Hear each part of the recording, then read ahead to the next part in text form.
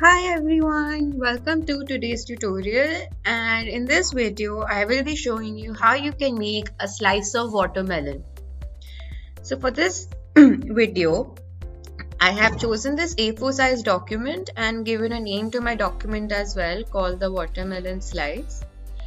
And before I begin on how you can make your watermelon slice, I would also like to remind you all to make sure that you're in the Essentials Classics options from this drop-down box below. Then only you will be able to see all these tools right here on your screen. So when you open your document, automatically on this layers panel, this first layer comes up. Right, so we'll double click on this and rename this to base, and I'll make another layer by going over here to this icon which says create new layer. I'll add another layer and this time I'll name the second layer seeds. It's like the reason why I've made two layers is because when I design the illustration, it becomes a lot easier for me to see which part I've made on which layer, and hence it'll be more organized and a lot more and less messy, right? So we'll start with the base first. Like the base will include the major body of the watermelon slice, right? So the first things we're going to do is go over here to this pen tool, and I'll make sure that there is no fill. To do that, I'll just click on this none option right here and I'll let the stroke be the way it is, that is black. Right, so the first thing, I'll make one point over here and probably just make another point like that, and I'll let go of the pen tool by clicking on escape and make another point and make another line like that. Now I will go make one other point here and make this slightly curved like that. Okay, so once that's done, I'll do the same thing on the other side. Go back to the pen tool and select on this anchor, come back over here to the to this third anchor right here and repeat the same thing and like that. So once that's done, we've made the first base like that, right?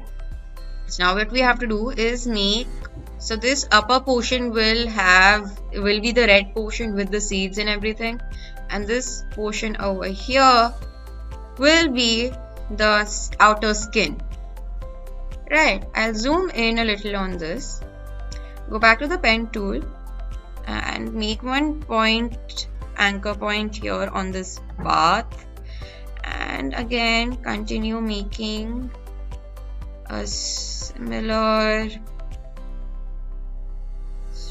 out curve like that. Okay, so it's okay if it's coming a little awkward like that. We can go ahead and adjust this even further by clicking on the direct selection tool, clicking on this anchor point and then just dragging it in the middle like that. Okay, so now what we have to do is, like, I also want to join this again like that, right? So I'll go back here and just follow this guideline that I had made, this initial like that, approximately like this again, and coming back here. Okay, it's like the reason why I made a second one right here, because in case if I want to fill it, fill this portion again with some color, so it will help me to fill it up like that, right? And let's just Also round this edge over here a little.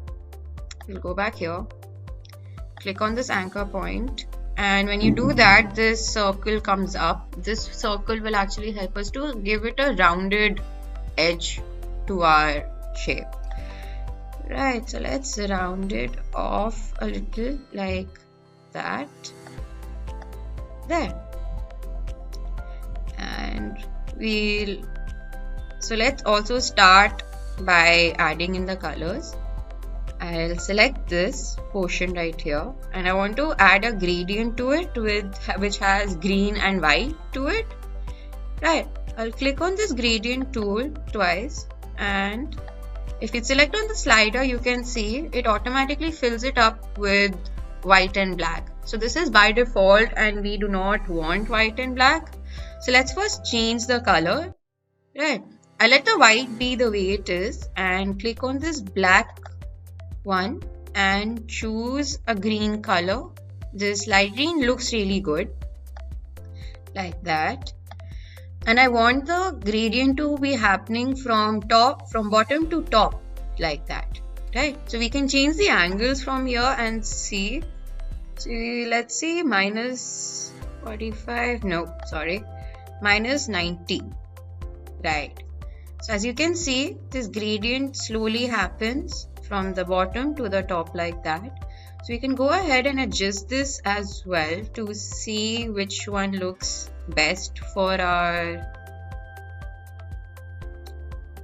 illustration. So I think this looks pretty good, and we let it be the way it is and close this. Okay, so now we come to this big portion right here, and I'll select this and just go back here to this fill tool and select a nice red shade. So this looks good like that. So I'll select all of this again, and I'll finally remove the stroke. So to do that, we'll go back here to the stroke option and click on none, and that's it. So I'll adjust this a little more because I don't want the flesh to be seen a little, as you can see like that. So we can go ahead and adjust this and like that. Maybe I'll zoom this a little more and come onto the sides right here and just make sure that it meets with the edges like that. So if you click on these anchor points, and then you can play around with the arrow keys on your keyboard like that. Similarly, on this side, go back to the direct selection tool, select this one anchor point, and with the help of the up arrow key, I'll bring this upwards a little, and similarly on this other anchor point, I'll bring it upwards like that, and done. Okay, so like our main body is now ready. Now the only thing that it's left for us to add is the seeds. Right, so I'll add a lock to the base layer that we were working in, and I'll select the second layer called the seeds, and let's go ahead and make the seeds. So I'll go back here and make sure that the stroke is black and delete the fill as well. So to make our seeds, we'll go back to the shape tool again, and this time we'll be choosing ellipse. So I'll click and drag to make a circle like that and make another copy out of this, right? So while my circle is still selected, I'll go back to the selection tool, click on Alt and drag my circle like that to make a second copy. So if I zoom in on this, so I just want this middle portion, and I do not require these two circles, right? So while as these two circles are selected, we go to this shape builder tool and click on Alt. Right. So if we press Alt, notice how the plus sign changes into minus like that, and then just drag our mouse across like that to delete the unwanted portions. Now once this is ready, we can go ahead and fill this one with black as well. So we'll go to this fill option. No, wait, I'll have to select this one first and fill it with black. Okay, so let's resize this also.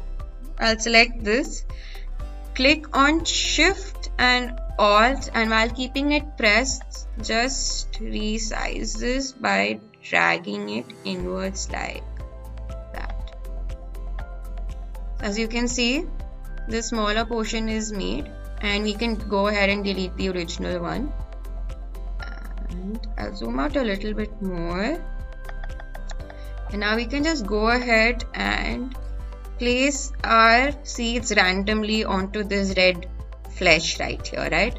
So to make several copies out of this, we'll select the seed and click on, by pressing on Alt, we'll keep making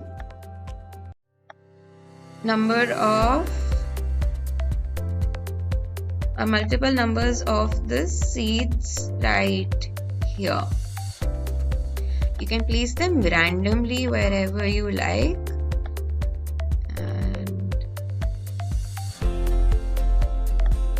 like that. Just I think one more over here on the side. And let's just move this around a little.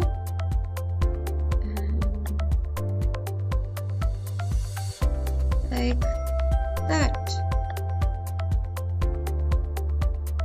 Okay. So now our watermelon slice is ready. So now let's go ahead and also save this document. To do that, we'll go to File and click on Save As. So by default, you can see the Save As type comes up as Adobe Illustrator. I highly recommend that we save a file in this format, so that in case if I want to make any changes in my file, I can easily do that by accessing this AI file. So you can save your file wherever you want to. You can save it on your desktop, or if you have a particular file where you want to save it, you can do that. I'll let the file name be the way it is, and I'll click on Save, and I'll click on OK. And there you go. Our document is now successfully being saved in an AI file. So as you can see right here, once we've saved it, over here, this watermelon slice.ai comes up, which means that the document has successfully been saved as an AI file, and you can close this without any problem. So now that we've come to the end of this tutorial, I hope you found this video to be useful, and with a little practice you can make different items in Adobe Illustrator as well. Thank you for watching and keep practicing.